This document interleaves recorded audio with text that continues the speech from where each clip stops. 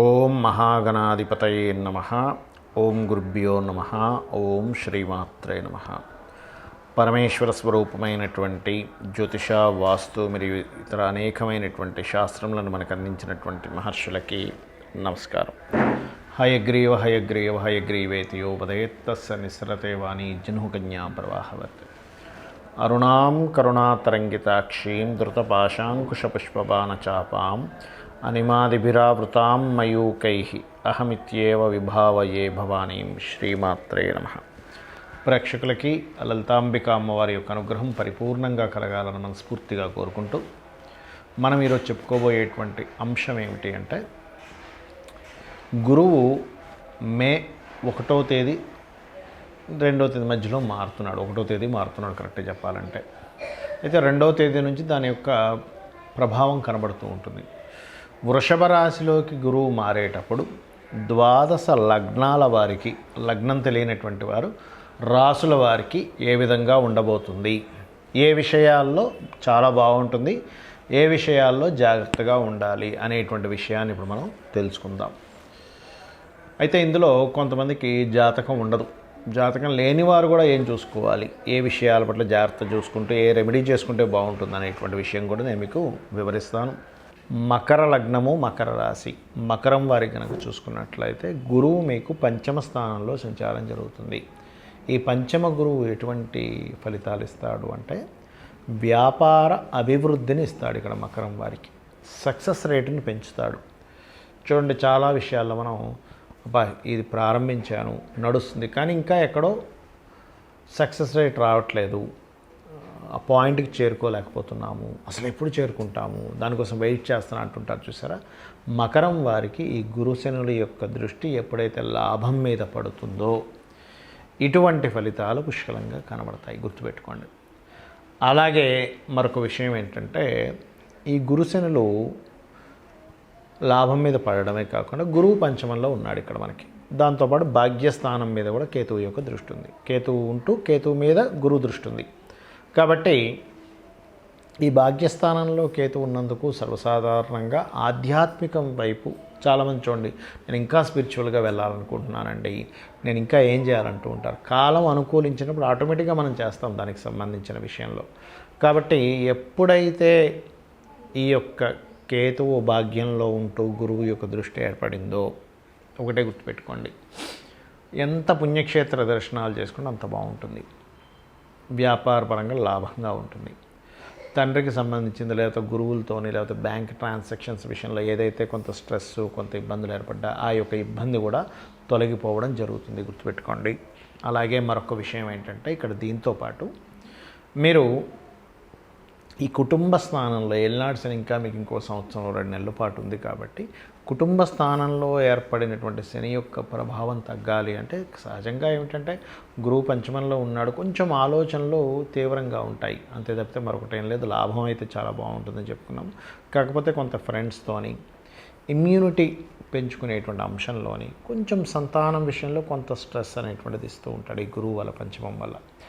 దీనికి చాలా సింపుల్గా శనగలు దానంగా ఇవ్వడము, నువ్వులు దానంగా ఇవ్వడము. నువ్వులు ముఖ్యంగా శనివారం నాడు తెల్ల నువ్వులు, నీలం రంగు వస్త్రము. శనగలైతే శనగలు ఏ శనగలైనా పర్లేదు, చాలామంది అడుగుతుంటారు నల్లవి ఇవ్వాలా తెల్లవి ఇవ్వాలని. ఏ శనగలైనా ఇవ్వచ్చు.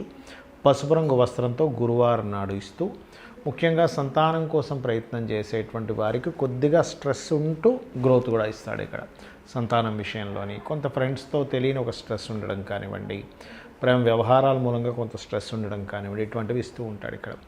అలాగే ఇక్కడ మరొక విషయం ఏంటంటే, 3లో రాహు ఉన్నందుకు కొంచెం ధైర్యంగా కూడా కొన్ని నిర్ణయాలు తీసుకుని ముందుకు వెళ్తారు మీరు, అందులో ఎటువంటి సందేహం లేదు. కాకపోతే భాగ్యంలో ఉన్నటువంటి కేతువు ఏదైతే ఉందో దీని యొక్క ప్రభావం మీకు పూర్తిగా తగ్గాలంటే నిత్యము గణపతి ఆరాధన చేస్తూ, వీలున్నప్పుడల్లా కాణిపాకం మీకు దగ్గరలో ఇక్కడ ఉన్నట్లయితే కాణిపాకానికి వెళ్ళండి, లేదంటే నేను వేరే స్టేట్స్లో ఉంటాను అనుకునేటువంటి వారు గణపతి ఆరాధన చేసుకోవడం అన్ని విధాలా ఉత్తమం.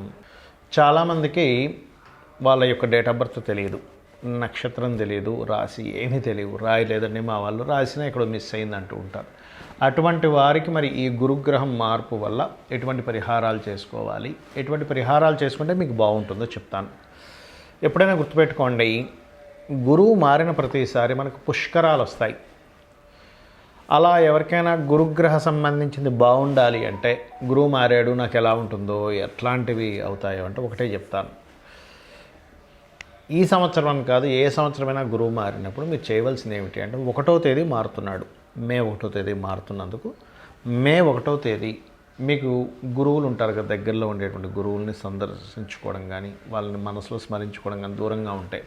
లేనట్లయితే వారి దగ్గరికి వెళ్ళి వారికి ఏదైనా ఫలమో వస్త్రమో ఏదో ఒకటి ఇవ్వడం కానీ, లేదంటే నాకు ఎవరు గురువు లేరు, నేను ఎవరి దగ్గర ఏమీ పెద్దగా ఇది చేయలేదంటే, చిన్నప్పుడు మనం స్కూల్లో చదువుకునేటువంటి, కాలేజీలో చదువుకునేటువంటి గురువు వాళ్ళని స్మరించుకున్నా సరిపోతుంది. ఇప్పుడు ఎక్కడున్నారో తెలియకపోయినా కూడా.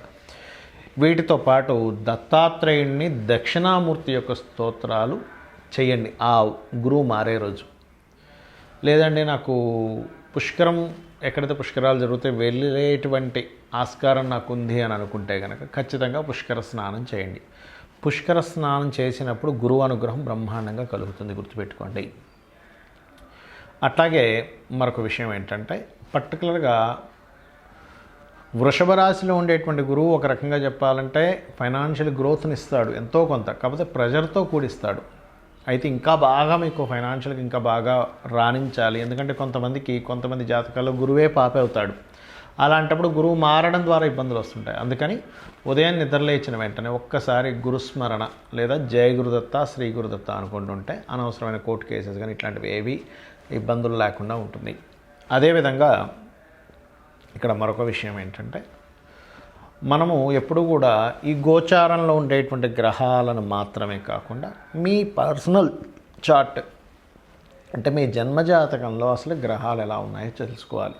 అంటే మీ లగ్నాన్ని బట్టి మీ యొక్క గ్రోత్ ఏ దిశల్లో వెళ్తే బాగుంటుంది, మీ స్ట్రెంగ్త్ ఏంటి, మీ వీక్నెస్ ఏంటి అనేటువంటి తెలుస్తుంది మీ లగ్నం బట్టి. అదేవిధంగా ఇప్పుడు గోచారంలో తిరిగే గ్రహాలు ఒక ఎత్తు అయితే, అసలు మీ పర్సనల్ చార్ట్లో ధనాధిపతి ఎవరయ్యారు, ధనాన్ని ఇచ్చే కారకుడు ఎవరయ్యారు, ఏ మార్గంలో మీకు డబ్బులు ఉన్నాయనేటువంటిది మీ ధనాధిపతి చెప్తాడు. మీ ప్రయత్నాధిపతి అంటే థర్డ్ లార్డ్, మీ సిబ్లింగ్స్ లార్డ్ అంటే మీ సిబ్లింగ్స్తో ఎలా ఉంటుంది, మీకు తోబుట్టువులతో బాగుంటుందా, లేకపోతే వాళ్ళకి పూర్వజన్మల్లో మీరు చేసినటువంటి కర్మల ద్వారా వాళ్ళకి మీరు చేయవలసి వస్తుందా, లేకపోతే వాళ్ళ ద్వారా మీరు ఇబ్బంది పడవలసి వస్తుందా, లేకపోతే వాళ్ళ ద్వారా మీకు సపోర్ట్ ఉంటుందా అనేటువంటి దాన్ని బట్టి మీరు దానికి రెమెడీ కూడా చేసుకోవచ్చు. అదేవిధంగా మీరు ఏ దిశలో నివసిస్తే బాగుంటుంది, ఏ విద్య అభ్యసిస్తే బాగుంటుంది, సంతాన అభివృద్ధికి ఏం చేయాలి, కొంతమందికి సంతానం కలగదు, సంతానం కలగాలంటే ఏం చేయాలి, మరి కొంతమందికి వివాహం అవ్వదు. చాలామంది చేసే మెయిన్ మిస్టేక్ ఏంటంటే, వివాహ సమయం ఎప్పుడుందో తెలుసుకోకుండా సమయం లేని సమయంలో ట్రై చేస్తుంటారు, వివాహ సమయంలో ట్రై చేయరు. అంటే ఎలా అంటే చూడండి, మనకి పొద్దున్నే పాల ప్యాకెట్ పాలు అమ్మే వాళ్ళు ఉంటారు. సరిగ్గా ఉదయం 6 గంటల నుంచి 8-9 లోపలైతేనే మీకు అక్కడ మిల్క్ దొరుకుతుంది. మీరు మధ్యాహ్నం పూట వెళ్ళి పాల కేంద్రానికి వెళ్ళి పాలను అడిగితే ఉండవు అక్కడ. ఎందుకు? ఆ టైంలో అమ్మరు. అలాగే మనం చేసే మేజర్ మిస్టేక్ ఏంటంటే, గోచారంలో మన జన్మజాతకంలో 3 నుంచి 5 సార్లు వివాహ సమయం అనేటువంటిది యాక్టివ్ అవుతూ ఉంటుంది. ఆ 3 నుంచి 5 సార్లు ఏ సంవత్సరాలు అయిందో తెలుసుకొని పర్ఫెక్ట్గా ఆ టైంలో కనుక వివాహం చేసుకుంటే చాలా బాగుంటుంది. చాలామందికి అది తెలియక ఇన్యాక్టివ్ అయ్యే సమయంలో, అంటే అస్సలు అనుకూలత లేని సమయంలో వెళ్ళి ట్రై చేస్తూ ఉంటారు వివాహానికి. ఆ సమయంలో తిరుగుతారు, ఆ సమయంలో ఫొటోస్ పంపిస్తారు, అవతల వాళ్ళకి మధ్యవర్తికి చెప్తారు, అక్కడ అవ్వదు. సో ఇది పర్టికులర్గా మీరు తెలుసుకోవాలి, ఇది గుర్తుపెట్టుకోండి. అలాగే చాలామందికి ఉద్యోగం బాగాలేదండి, ఉద్యోగంలో నేను గ్రో అవ్వలేకపోతున్నాను. పర్టికులర్గా మీకు ఎందులో బాగుందో అందులోకి వెళ్ళాలి. అదేవిధంగా ఒక్కొక్కసారి ఉద్యోగం కాకుండా వ్యాపారం బాగుంటుంది, ఇంకొంతమందికి ఉద్యోగమే ఇక్కడ కాకుండా విదేశాల్లో బాగుంటుంది, లేదా మరి కొంతమందికి ఇన్వెస్ట్మెంట్స్ చేయడం ద్వారా డబ్బులు వస్తూ ఉంటాయి.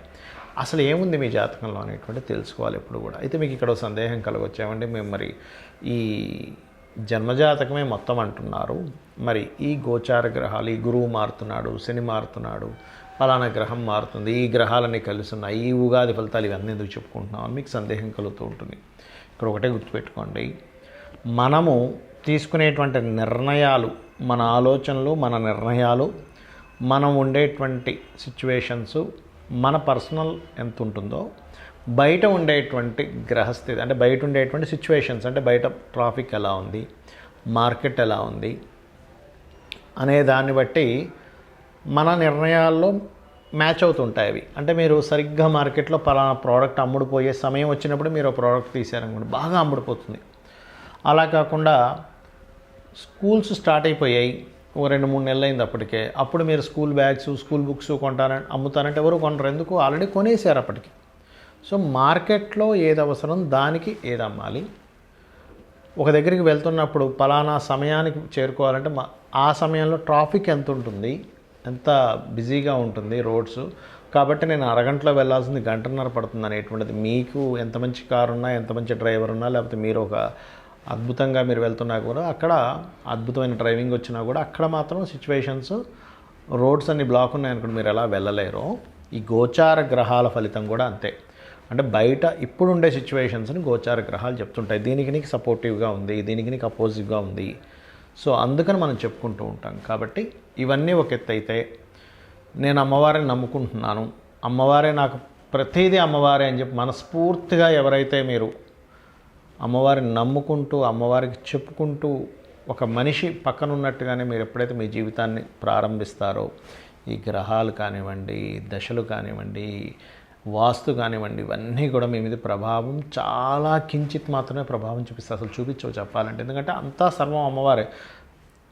రహస్యం తెలుసుకున్నారు మీరు, అంతా అమ్మవారే, నేను అందులో భాగమని రహస్యం తెలిసిపోతే ఏ దోషం మీకు ఉండదు. దేని గురించి ఆశపడరు, దేని గురించి భయపడరు, దేని గురించి బాధపడరు, సకలం అమ్మవారు అనుకుంటారు. అది అంత ఈజీగా రాదు, బట్ జర్నీలో వస్తుంది. మీ అందరూ కూడా అమ్మవారి అనుగ్రహానికి పూర్తిగా పాత్రలు అవ్వాలని, అమ్మవారి అనుగ్రహం మీ మీద పరిపూర్ణంగా ఉండాలని కోరుకుంటూ శ్రీమాత్రే నమః.